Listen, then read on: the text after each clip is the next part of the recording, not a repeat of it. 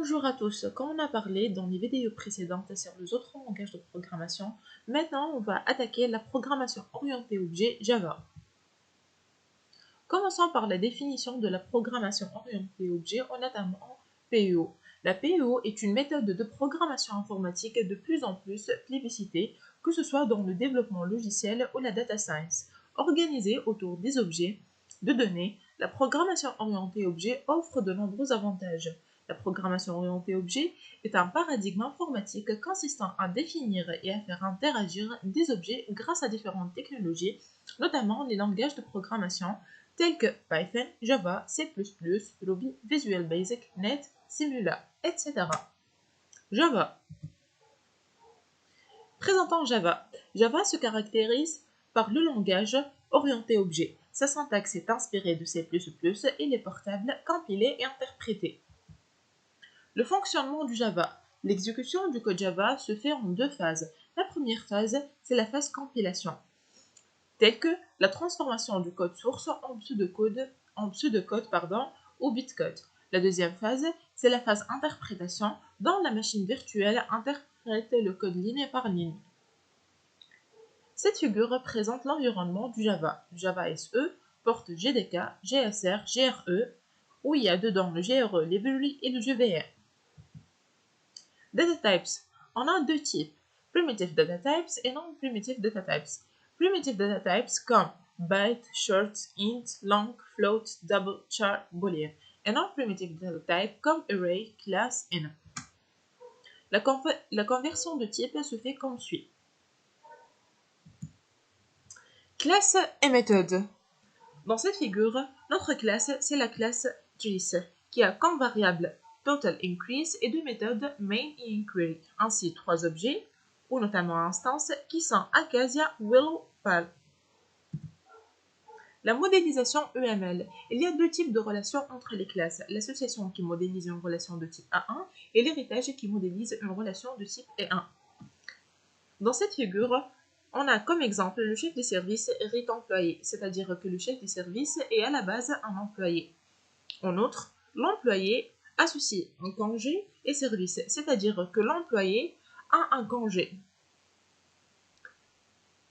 C'est-à-dire qu'un seul employé a plusieurs congés. Ainsi, un employé a un seul service et un seul service a plusieurs employés. Les règles d'héritage en Java. Mammifère et animal marine héritent animal. De telle sorte, plusieurs classes peuvent être héritées d'une même classe. Mais par contre, on ne peut pas hériter animal par mammifère et animal male. D'où, une même classe ne peut pas être héritée de plusieurs classes en Java. Pas d'héritage multiple. Une classe être humain et une classe fille. Une classe être humain a comme attribut nom, âge, adresse et une classe fille a un employé comme attribut nom, âge, adresse, salaire et grade. L'association. Une association est une relation entre deux classes, l'association binaire ou plus l'association NER qui décrit les connexions entre les instances. Une association indique donc qu'il peut y avoir les liens entre les instances des classes associées. Comme c'est mentionné dans cette figure, l'association se fait entre les instances qui sont l'employeur entreprise et l'employé personnel. La navigabilité. La navigabilité indique s'il est possible de traverser une association. On représente graphiquement la navigabilité par une flèche du côté de la termination navigable et on empêche la navigabilité par une croix du côté de la termination non navigable comme c'est mentionné dans cette figure. Agrégation et composition. Une agrégation est une association qui représente une relation d'un élément d'un ensemble. Dans un ensemble, La composition est une agrégation forte. Dans cette relation, la destruction de l'objet composite implique la destruction de ses composants. Exemple, cette figure. La relation entre moteur et un camion, c'est une relation de composition, c'est-à-dire s'il n'y a pas un camion, il n'y a pas de moteur. Et la relation entre le camion et l'entreprise, c'est une relation d'agrégation. Abstract class et interface. La différence entre abstract class et interface, c'est que l'abstract class Circle et rectangle extend shape. Par contre, à l'interface, circle et rectangle implémentent a shape. Interface vs abstract class. Interface support multiple implementation. Par contre, abstract class does not support multiple inheritance. Interface does not contain data member. Par contre, abstract class contains data member. Interface does not contain constructors. Par contre, abstract class contains constructors. Interface, an interface contains only a complement member, signature of member. Par contre, abstract class, an abstract class contains both a complement and complement member. An interface can't have access modifiers by default. Everything is assumed as public. Par contre, an abstract class can contain access modifiers for the sub's function properties. An interface member of interface cannot be static. Par contre, an abstract class only complete member of abstract class can be static.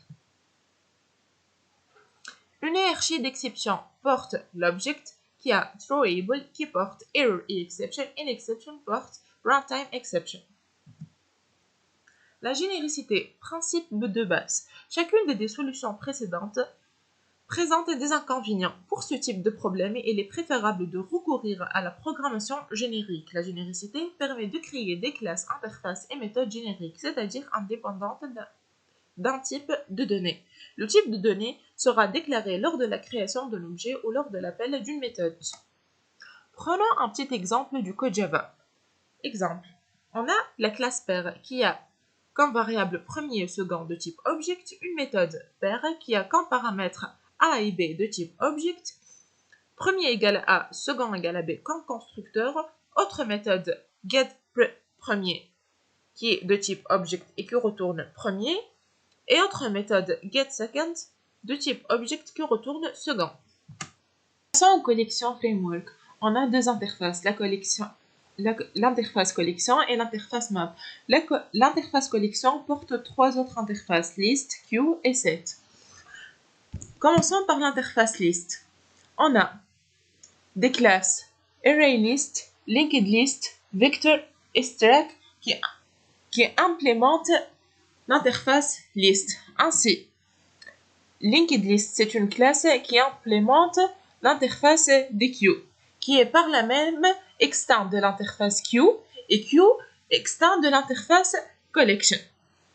En outre, on a l'interface set qui porte les classes hashSet et LinkedHashSet qui implémentent l'interface set. En outre, l'interface SortedSet qui extend l'interface set et SortSet porte JSet qui implémente SortSet. Passons à l'interface map qui a HashMap, LinkedMap, HashTable et TreeMap qui sont les classes qui implémentent l'interface map. En outre, on a l'interface SortedMap qui extend map et sa classe TreeMap qui implémente SortedMap. Merci pour votre attention. Attendez-nous dans les prochaines vidéos.